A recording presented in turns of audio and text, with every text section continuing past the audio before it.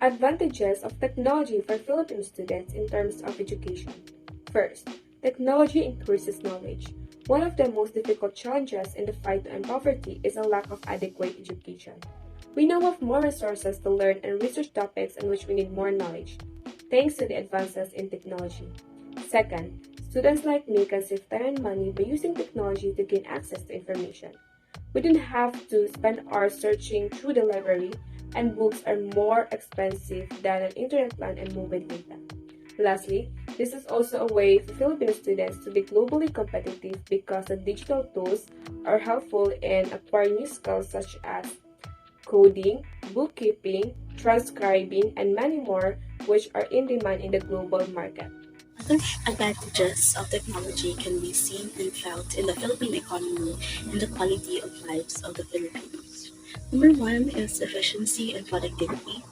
Technology facilitates distribution and utilization of materials, resources for the production process.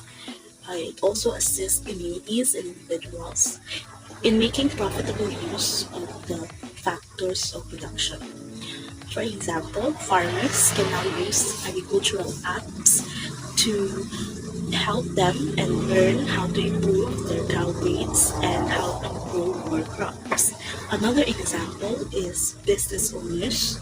Small business can now use YouTube to watch tutorials and learn how to market their products. They also can use social media such as Facebook, Instagram, TikTok, and Twitter to sell more of their products. Number two, minimizing the cost. Technology helps people save time and effort, and as a result, the cost of doing much of the work is reduced. And number three, technology opens new doors for opportunities, not just locally but also globally.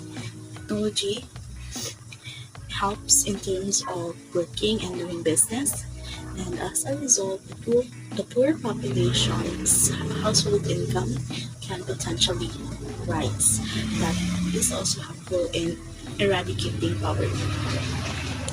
For example, the big economy of the foreign market, they pay more than the minimum wage and most corporate jobs in the Philippines. And number four, the advantages is not only limited to the Filipinos here in the Philippines, it also helps those who decided to go abroad to help their families because of a higher salary. The overseas Filipino workers, they can connect with their families here in the Philippines, and they can easily ask for help whenever they are in trouble in the country that they are working in. There are also advantages of technology in the sector of healthcare. Number one is the improved communications. Just like any other organization, ineffective communication can be a problem. So in healthcare now that they already use technology to communicate with other departments and other countries, it is very helpful. A very good example for this is the COVID-19. We are not as advanced as other countries who are already developed. And therefore, with technology, we were able to communicate with them, and they were able to supply us with vaccines that can help us adjust to the new normal setting. Next is the integrated medical records. Electronic medical records now have all patients' history, test results, and other information, so it is easily accessible whenever they need medical help. And also with the billing system, it now allows hospitals, clinics, and medical practices to run smoothly. And lastly, the accessibility to healthcare methods. Nowadays, even though we are remotely located from your hospital or doctors, you can now easily access the medical needs of you or your families. The rural areas, for example, they can now be monitored even though you don't have to physically go to their location. Also, there are doctors in social media who give advice to us common people. But of course, this advantage is quite controversial because there are a lot of fake information going around online. So this advantage can only be positive if we use the platforms, the digital platforms correctly, like checking the legitimacy of the websites and the individual posting on TikTok, Instagram, Disadvantages of technologies to all Filipinos. This creates a platform where many of us can be involved in inappropriate content or posts. Technology is to make our work easier and help us to do our work easily. But technology has also a lot of bad effects in human life. Technology causes lack of interest in studying, and technology causes health problems in people. Next, in terms of economy, we can say that technology has essential contribution in the development and growth. However, there is always a trade-off. Our environment is suffering. The technological advance, such as machines for production and vehicles for faster transport, are high in carbon footprints, which is detrimental to the environment. Disadvantage of technology. Technology is undoubtedly brings benefit to the education sector. However, it contributes to the student reduction in their creativity. We are now live in digital age where everything can easily be made done for you. Due to the given fact that technology makes everything faster and possibilities limitless, the demand for creative output becomes instantaneous. Technology is a distraction. A key argument against technology is that it frequently causes time distractions. Many electronic distractions that lurk around in everyday life seems to be hindering people's capacity for creative thought. For instance, social media scrolling up takes up all of our time and attention, leaving no room for us to cultivate our creative inclinations and skills. Sometimes we don't even realize that technology is limiting our ability to think since we presume the information we have already gathered is accurate and won't add anything new to it while working on the task on hand. It takes a lot of time, efforts, focus, patience, and other qualities. Therefore, creative abilities will eventually be impacted by all of these. This leads to dependency, which ruins the creative side of a student in making unique projects.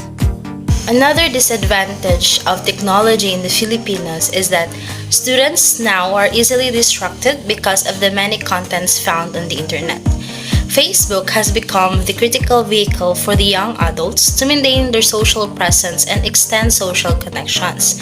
So this demands for socialization and processing of scattered information on Facebook may have detrimental effects on students' academic performance. So the academic distraction is negatively associated with academic achievement. The students with a high frequency usage of Facebook or the internet for entertainment per day tended to be more distracted in academic tests and had a lower GPA. Academic distraction played a mediating role in the indirect effect of the internet and Facebook usage on the academic achievement of the students. So the students' attention is divided between two tasks: what the teacher is trying to teach and what the student is trying to do on the digital device. So the fewer items regarding those two tasks will be able to recall or retained. So another disadvantage of technology in the Filipinos is that the technology can widen the gap between the rich and the poor. Even as technology becomes more affordable and internet access seems increasingly ubiquitous, a digital divide between rich and poor remains. The rich and educated are still more likely than others to have a good access to digital resources. The digital divide has especially far-reaching consequences when it comes to education. For children in low-income school districts, inadequate access to technology can hinder them from learning the tech skills that are crucial to success in today's economy. New technologies such as artificial intelligence, machine learning, and robotics are developing every day, quickly taking over our lives. For all the convenience and new innovations technology offers us, what if this rise in technology is actually contributing to exacerbating inequality? Does it have real potential to accelerate development in the poorer, less fortunate nations? Although inequality is on the rise, technology may have the potential to balance it out in the long term and allow the entire world to be on a level playing field. In measures of factors which contribute to inequality, technological development is at the forefront. It is commonly understood that with increased income inequality, unequal opportunities are available to citizens of poor nations as compared to those in rich nations. Income inequality is the harshest form of it. It barely exists in advanced economies as the issue has been tackled a long time ago. Developing economies are trying to come to terms with it. This is becoming an impossible task. The reason for this is technological progress, hindering the possibility of a reduced gap between the rich and poor within the country, leading to second standard education for many children. This in turn means that later on, they are not likely to be skilled enough to work in high-paid job. The economy would suffer, meaning the gap would therefore continue to exist. This gap in income inequality within the poorer nations of the world leads to a vicious cycle, one of reduced opportunities for the different classes within the sects of society.